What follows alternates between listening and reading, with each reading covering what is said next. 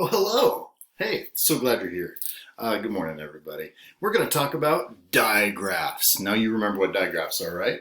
Magic H. So here's the deal.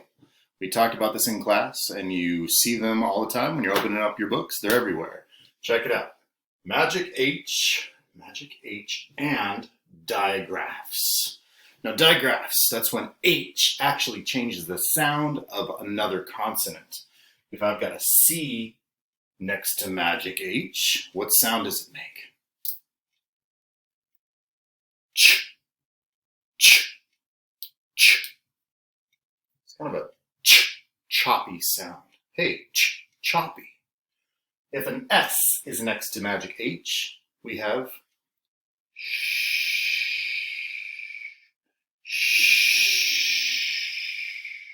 It's soft. It's nice, like the shore where the waves meet the beach. If we've got a T next to an H, you actually get two sounds. The first one is a soft sound. That's your tongue between your teeth. Or you can make it a little harder, like this. Not a V sound, that's when your teeth touch your bottom lip. Nope, that's a V. I'm talking about think or this. So two sounds, same position with your tongue and your teeth, just a harder sound or a softer sound. WH, now it's kind of tricky because you don't usually hear much of a change. You say wh, wh, wh, kind of like what or when. It's not too different, but you'll see it spelled differently. So you got to pay attention when you're reading. The last one's kind of like a bonus. The P next to magic H. That changes it to a, that's your F sound, like phone. All right, so let's come up with some words that begin, I said begin, with a digraph. All right, ch, ch, ch, ch, ch, ch. I remember our poster we had in class. Remember we had ch, ease, cheese.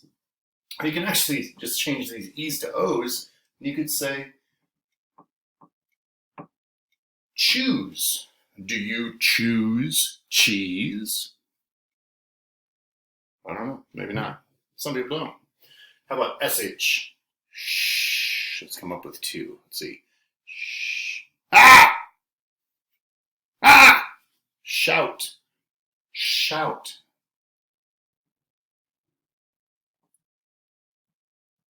Now you can shout when you're at recess.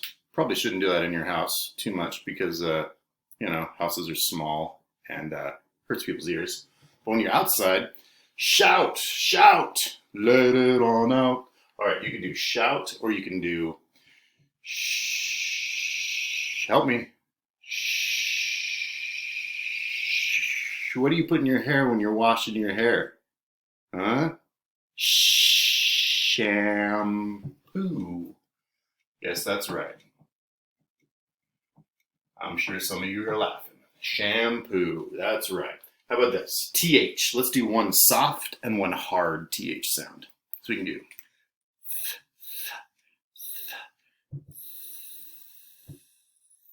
think. I love that word. Think. It's also got a fun ending. So you can write think. Actually has the word in hiding in it. If you take off the T and the H, you have the word ink. That's what's inside a pen. Think. Now let's do a hard TH sound. Them. Them. How about them? Yeah. Who? Them. All right, WH. I always like to write the question words. I'm actually just going to write 3 question words because you got to learn them, and they're all WHs. You know this one. What? When?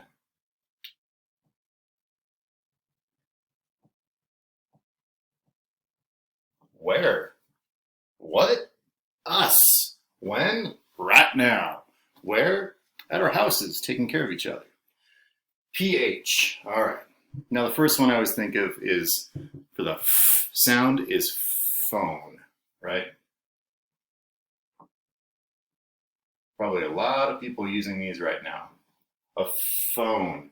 Instead of an F, you have the magic H, PH. Phone. Now, what's another one?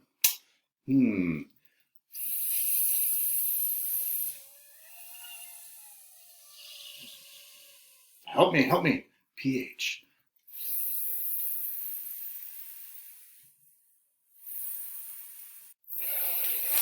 Took me a second there. All right, how about this one? This is what we're actually learning right now. In class, we call it word study, but most people call it phonics. Phone, P-H-O-N, is actually Latin, and it means sound.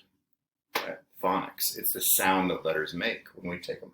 So these are your magic H digraphs. C-H, ch, S-H, sh, T-H, W-H, w, P-H. What you should do is practice reading these, practice finding these digraphs, and practice writing them. The more digraphs you know, the better reader you'll become. Thanks so much. Digraphs.